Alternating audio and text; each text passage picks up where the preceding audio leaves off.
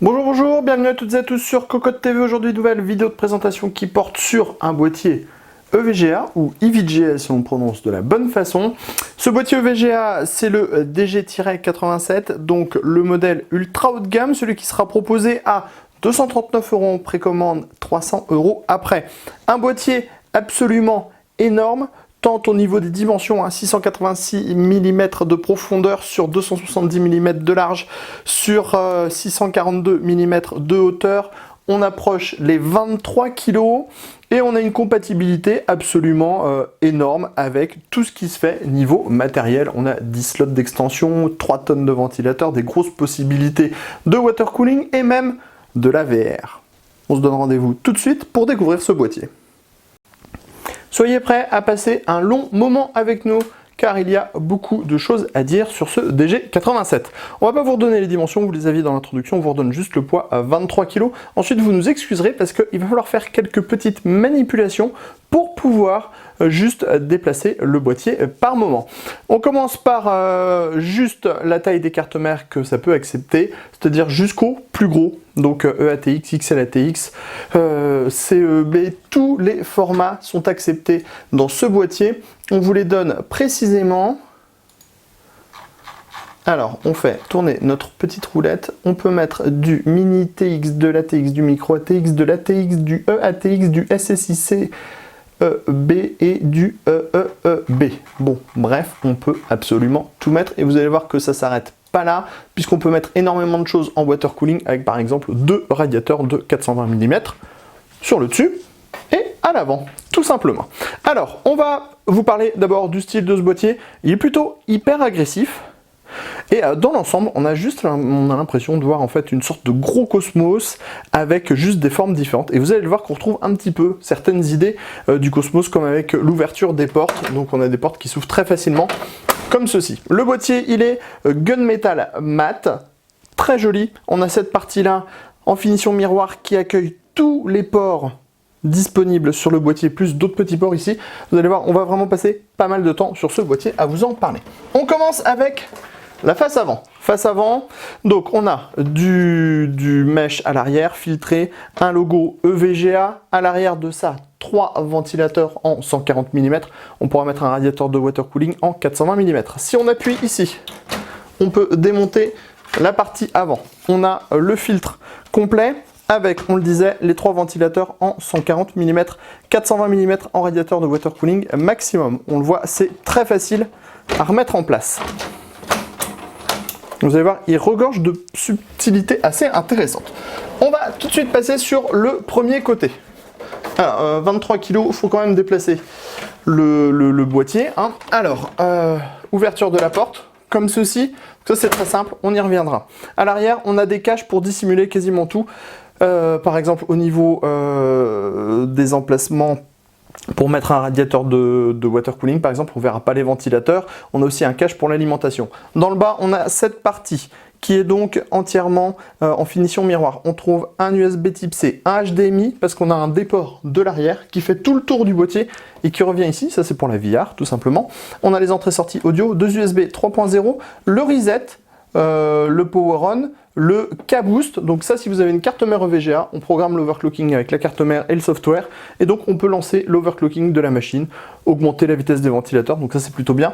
Et ici on a le bouton pour les modes de ventilation avec plus, moins, ça affichera même la température. Donc bref, là déjà, première grosse énorme partie. Alors, on va retourner le boîtier de l'autre côté, que vous puissiez voir l'autre côté. Même finition, gris mat gunmetal. Ici, on a une sortie, donc vous allez comprendre à quoi ça sert, parce que comme le boîtier est entièrement caréné, il va falloir sortir les câbles à un endroit, et donc ça, c'est une des sorties des câbles. On vous parlait de l'esprit un peu Cosmos, hein, avec la porte. Vous voyez, c'est très simple à utiliser, mais on va y revenir. On va passer sur le dessus. Alors, un petit peu de musculation. Sur le dessus, on a 3 emplacements en 140 mm, 420 mm max pour le radiateur de water cooling, compatible 360 mm également. On retrouve le power on, le bouton K-Boost pour l'overclocking, 2 USB 2.0 et enfin le bouton reset. Hop, on retourne le boîtier, on va passer à l'arrière. Alors à l'arrière, on va un petit peu y passer du temps aussi, parce qu'il y a pas mal de subtilités. Tout d'abord, on a le filtre, amovible sous l'alimentation. Ensuite, on a, pour le style, puisque comme le boîtier est intégralement caréné, on a un petit carénage par ici, qui se défait, et qui libère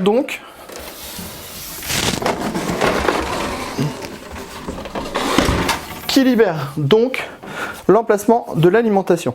Emplacement avec le filtre en dessous. Juste au-dessus, on a de nouveau la même grille qui court sur le dessus et ça dissimule des ventilateurs. On a 2 ventilateurs en 140 mm. Mais pour y accéder, vous voyez, il n'y a pas de passage. Alors, on va juste remettre ça. On va retourner le boîtier. En fait, c'est un boîtier qui demande pas mal de manipulation. Voilà, on fait ça. On appuie ici. Et donc, ça s'ouvre. Tout simplement comme ceci. On a nos 2 ventilateurs avec du mesh. Ensuite ici, on a un gros passage pour que l'air puisse passer tout simplement. L'emplacement de la plaque IO-Shield de la carte mère. 1, 2, 3, 4, 5, 6, 7, 8, 9 slots d'extension, montage par vis à main. Ici, on a une petite trappe. Et donc en fait, on peut la refermer ou la remonter. Donc ça, c'est pour tout simplement apporter plus ou moins d'air aux cartes graphiques. Les 2 ventilateurs, on n'en a pas déjà parlé. Et ici, on a le déport pour le HDMI. Sachez que les ventilateurs se branchent sur des petits PCB et tous les ventilateurs sont reliés les uns aux autres. On a donc très peu de choses à faire. Ça, c'est une très bonne chose.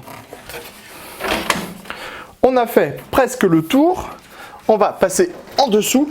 En dessous, c'est presque la partie la moins intéressante du boîtier. On le pose avec soin. On va trouver en fait les 2 pieds qui courent sur toute la longueur, le filtre et des grands patins en caoutchouc. Alors, on va maintenant rentrer à l'intérieur du boîtier. Alors, pour ce faire, on va commencer par la partie arrière. Donc, on le disait, seul petit souci, c'est qu'avec toutes ces parties qui s'appuient, qui se font et se défont avec des pushs, dès qu'on appuie à un endroit, en fait, on a l'impression que la partie va se défaire. Donc, il faudra faire attention lors des manipulations, parce que ça se défait assez facilement. On touche et en fait ça se déclipse, mais c'est rien de grave non plus. On ouvre la porte. Attention. Gros châssis à l'arrière. Pourquoi gros châssis? Parce que tout d'abord, énormément de place à l'arrière. Alors on va vous rajouter un petit peu d'iso. Voilà. On a un châssis qui est... Alors bon, déjà on a largement, quasiment 4 cm et demi à l'arrière. Donc ça, c'est déjà une très bonne chose. On a des passages partout avec des caches. On a des gros anneaux pour le cable management pour pouvoir guider tous les câbles dans tous les endroits. Ça, c'est vraiment très très bien. Ensuite, on a une cage HDD SSD de 3 emplacements. Une seconde cage HDD SSD de 3 emplacements. On a ensuite 1, 2, 3, 4 braquettes SSD. Donc des braquettes où on enfile tout simplement les lecteurs comme ça. Et on retrouve aussi 2 braquettes HDD. Ici, on a la sortie. Vous voyez, on a un passage qui vient par ici, un trou derrière, et on pourra sortir des câbles par là. Ensuite, on a tous les connecteurs pour les ventilateurs et tout. Tout est déjà pré-câblé. Donc ça, c'est une très bonne chose. Au niveau des racks, vous voyez, c'est très simple à utiliser. Parce qu'en fait, là, c'est bloqué, on ne peut pas sortir le rack. Là, c'est ouvert, on peut remettre le rack en place. Sachez qu'on peut démonter les cages HDD, il y a 2 emplacements. Seul petit manque, il n'y a pas de petit système anti-vibration. Ça s'entend comme ceci quand on bouge. L'alimentation de tout ça se fera avec du Molex et du SATA. On va maintenant passer à l'intérieur du châssis en lui-même. Alors attendez, comme on a déclipsé la face avant tout à l'heure, il faut la reclipser.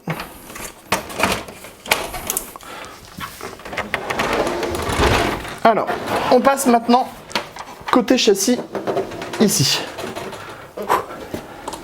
Pour ouvrir, on appuie là.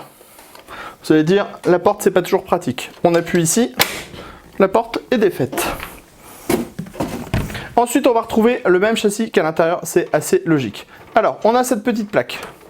Cette petite plaque, bien sûr, ça se démonte, tout se démonte dans le boîtier. Donc c'est une jolie plaque plexi brillante avec marqué EVGA dessus.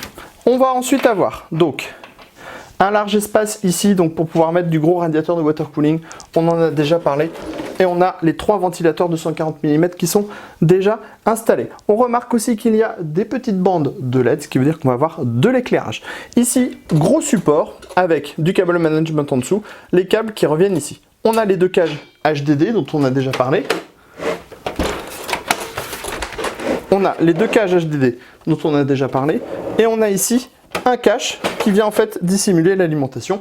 Vous voyez, on peut l'avancer ou le reculer tout simplement pour dissimuler le tout.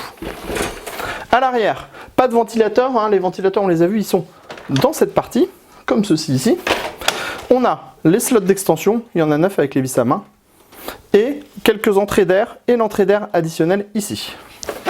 Dans le fond, on le remarque, on a le gros accès backplate, des passages pour le cable management en tous les endroits, et on a déjà tous les plots qui sont prémoulés pour tous les formats de carte mère. On va terminer dans le haut avec un nouveau ventilateur en 140 mm, ça veut dire que le boîtier arrive avec 6 ventilateurs de 140 mm, et on pourra mettre 2 autres ventilateurs de 140 mm ou 120 mm, et du water cooling en 360-420 mm. Clairement, on vous le dit, on ne s'attendait pas à autant de choses de la part de ce DG87 par EVGA. Déjà, toutes les ouvertures, c'est hyper bien pensé, c'est plutôt bien fait. On a des raccords pour tous les câbles, on peut facilement démonter les différentes portes. C'est vraiment une très bonne surprise que de voir tout ça dans ce boîtier. Ensuite, au niveau du prix, 240 € actuellement. Après, ça passera à 300 € une fois que les précommandes seront passées. Ça nous semble plutôt très raisonnable à la vue de la proposition. Par contre, il faudra clairement avoir besoin d'un tel boîtier pour devoir l'acheter, hein, parce qu'il faut clairement avoir un gros water cooling ou une énorme configuration. Mais avec les machines dédiées à la VR, ça peut être intéressant, d'autant plus qu'on a ce petit port HDMI, cet USB type C qui ressortent à l'avant et qui sont donc accessibles tout le temps.